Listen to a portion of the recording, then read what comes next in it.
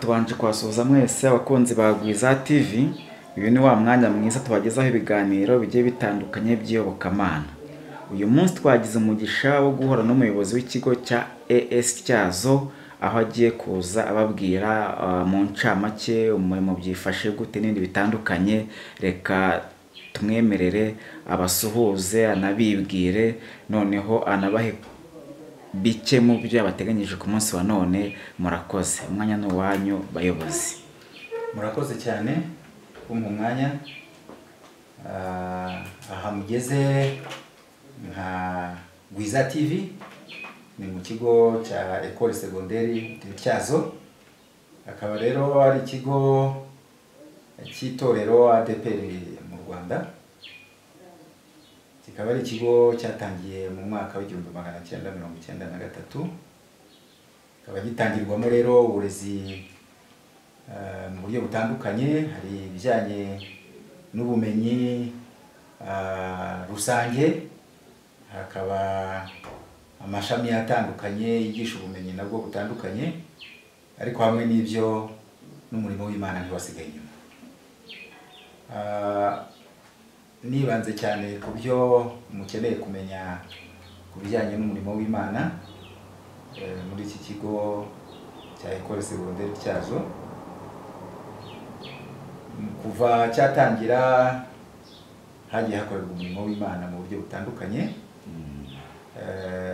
Muri za 98 hari korali yakoze umurimo, n'uyu munsi kiwukora, korali Roframbo. Akaba ariyo korali yatangiranye n'umurimo,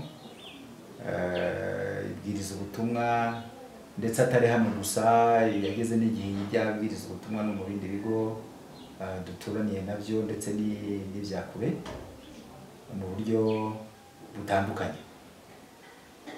Kugeza uyu munsi rero tuvugana, umurimo wagiye waguka, umurimo w'ivugabutumwa wagiye waguka ku buryo korali itakiri imwe, byageze igihe ziba korali 3. Izi korali rero zirimo abaririmbyi bagizwe n'abahungu n'abakobwa, kandi abaririmbyi bitangira umurimo w'Imana. Korali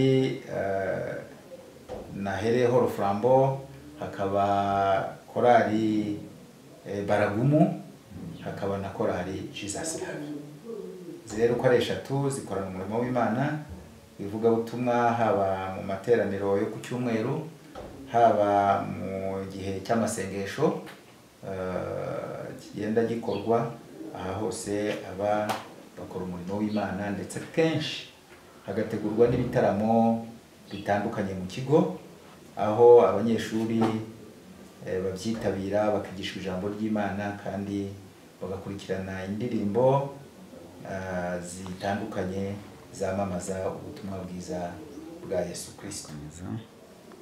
Hamwe rero n'aba baririmbyi bakora umurimo mu buryo butandukanye, n'ubuyobozi nabwo dukorera hamwe mu buryo bwo gufasha aya makorali kurushaho kwisanzura mu buryo bw'ivugabutumwa,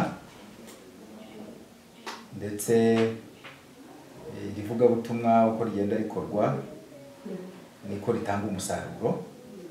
Hagiye haboneka abatari bake bihana, kugeza n'igihe bafata umwanzuro wo kubatizwa. Buri mwaka rero tugenda tugira igihe cyo kubatiza abanyeshuri bumvise kandi bakemera Yesu Kristo nk'umukiza wabo ndetse n'umucunguzi wabo, bityo bagafata umwanzuro w'uko babyarwa ubwa kabiri. Muri urwo rwego rero ubu tuvugana n'ubundi turimo dutegura nuko hari abasaga 15 biteguye kubatizwa muri uku kwezi turimo. Ikindi kijyanye n'umurimo w'ivugabutumwa, muri izi korali navuze haruguru, nazo zirakataje mu bikorwa byo kurushaho guteza imbere umurimo w'Imana. Barimo bategura gukora indirimbo, ari iziri audio ndetse n'iziri audio visual, kandi nazo bitegura gushyira hanze mu gihe cya vuba. by'umwihariko korali Flambo ndetse na korali Baragumu. Izi ni korali ziri mu bikorwa byo kwitegura gushyira ahabona ibihangano byabo mu buryo bw'amajwi ndetse n'amashusho.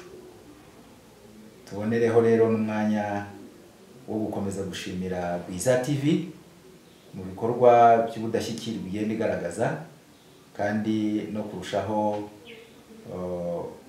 kubasabira kugira ngo umurimo batangiye wo gufasha no korohereza abantu mu buryo bwo kugeza ubutumwa ku mbaga y'Abanyarwanda ndetse atari n'Abanyarwanda gusa n'abatuye isi, bazarushaho gukomeza, kandi n'Imana izakomeze kubafasha kugira ngo uyu murimo biyemeje uzarusheho gukorwa neza. Muri make rero tubashimiye nka Bwiza TV iyi ntambwe mwateye, kandi tuzakomeza kubagana tubagezaho ibikubiye mu murimo w'ivugabutumwa tugenda dukora, cyane cyane haba mu ndirimbo ndetse yemwe n'ubundi buryo bundi bw'isakaza butumwa. Murakoze, Uwiteka abane nawe. Murakoze cyane, natwe turabashimiye cyane kubw'ubutumwa bwiza mugejeje ku mbaga y'Abanyarwanda n'abatuye isi muri rusange. Ariko nk'icyuzi cy'amatsiko mbashije kugira nkurikije amateka y'iki kigo uko hakorerwa n'ivugabutumwa, numvishe bamwe mu badukurikiye harimo abafashe umwanzuro wo kuba bahohereza abana kuko bumva yuko abana bazafata uburere bwiza. Ese mwabatangariza iki? Ko numva nizeye yuko abana benshi bahise bakunda iki kigo bitewe n'uko muri iyi minsi duhagazemo ababyeyi twese muri rusange tunezezwa n'uko abana bacu biga ahantu heza, ahantu babona uburere bwiza. Mwabatangariza iki icyo kintu? Icyo natangariza abadukurikiye ni uko twashishikariza ababyeyi kohereza abana babo muri Ecole Secondaire ya Tyazo, kuko tuzabafasha cyane mu buryo bwo kurushaho kwegera Imana, kandi n'umurimo wo kwiga dutanga ubumenyi bunoze kandi bufite ireme, kuko abana baratsinda kandi neza, kandi ikigeretse kuri ibyo bakaba abana bafite ikinyabupfura kandi bakunda gusenga bagakunda n'umurimo w'Imana.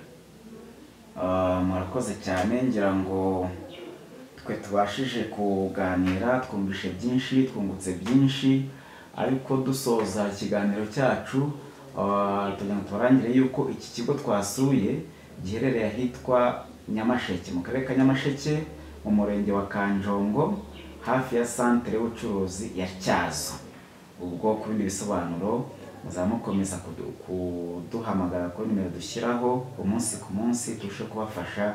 Murakoze, kandi namwe turashimiye, mugire Imana. Murakoze cyane.